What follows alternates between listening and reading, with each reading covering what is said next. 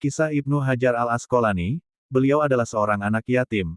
Ayahnya meninggal pada saat beliau masih berumur 4 tahun dan ibunya meninggal ketika beliau masih balita. Di bawah asuhan kakak kandungnya, beliau tumbuh menjadi remaja yang rajin, pekerja keras dan sangat berhati-hati dalam menjalani kehidupannya serta memiliki kemandirian yang tinggi. Beliau dilahirkan pada tanggal 22 Sya'ban tahun 773 Hijriah di pinggiran Sungai Nil di Mesir. Nama asli beliau adalah Ahmad bin Ali bin Muhammad bin Ali bin Mahmud bin Ahmad bin Hajar al-Kanani al-Kabilah yang berasal dari Al-Asqalan. Namun ia lebih masyhur dengan julukan Ibn Hajar al-Asqalani. Ibnu Hajar berarti anak batu sementara Asqalani adalah nisbat kepada Asqalan, sebuah kota yang masuk dalam wilayah Palestina, dekat Gusah. Suatu ketika, saat beliau masih belajar di sebuah madrasah, ia terkenal sebagai murid yang rajin, namun ia juga dikenal sebagai murid yang bodoh, selalu tertinggal jauh dari teman-temannya. Bahkan sering lupa dengan pelajaran-pelajaran yang telah diajarkan oleh gurunya di sekolah yang membuatnya patah semangat dan frustasi. Beliau pun memutuskan untuk pulang meninggalkan sekolahnya. Di tengah perjalanan pulang, dalam kegundahan hatinya meninggalkan sekolahnya, hujan pun turun dengan sangat lebatnya, memaksa dirinya untuk berteduh di dalam sebuah gua. Ketika berada di dalam gua pandangannya tertuju pada sebuah tetesan air yang menetes sedikit demi sedikit jatuh melubangi sebuah batu, ia pun terkejut. Beliau pun bergumam dalam hati, sungguh sebuah keajaiban.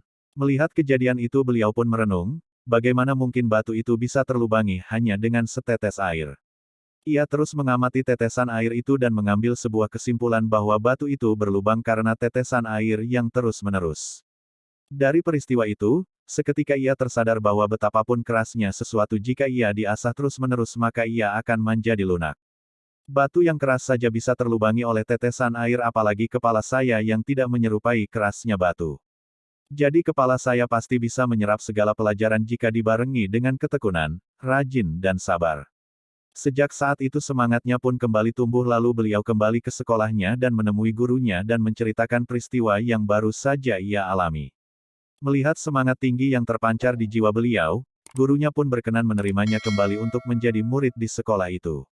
Sejak saat itu perubahan pun terjadi dalam diri Ibnu Hajar. Beliau menjadi murid yang tercerdas dan melampaui teman-temannya yang telah menjadi para ulama besar dan ia pun tumbuh menjadi ulama tersohor dan memiliki banyak karangan dalam kitab-kitab yang terkenal di zaman kita sekarang ini.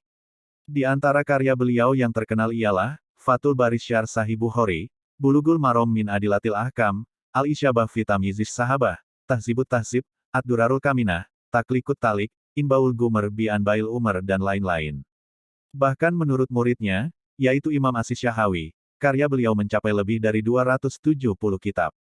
Sebagian peneliti pada zaman ini menghitungnya, dan mendapatkan sampai 282 kitab. Kebanyakan berkaitan dengan pembahasan hadits, secara riwayat dan dirayat kajian. Demikian kisah Ibnu Hajar si anak batu, semoga kisah ini menjadi motivasi bagi kita semua, bahwa sekeras apapun itu dan sesusah apapun itu jika kita betul-betul ikhlas dan tekun serta kontinue dalam belajar niscaya kita akan menuai kesuksesan. Jangan pernah menyerah atau putus asa, karena kegagalan itu hal yang biasa, tapi jika Anda berhasil bangkit dari kegagalan, itu baru luar biasa. Sesungguhnya Allah tidak akan mengubah keadaan suatu kaum, sampai Ia sendirilah yang mengubah keadaan mereka sendiri. Qs. Ar-Ra'd 11. Demikianlah kisah inspiratif ini disajikan. Semoga bermanfaat buat semuanya. Jangan lupa bantu channel ini terus berkembang dengan cara subscribe, like dan tekan tombol loncengnya serta share ke media sosial lainnya jika video ini dianggap bermanfaat dan agar banyak yang mengambil manfaat dari kisah inspiratif ini. Terima kasih.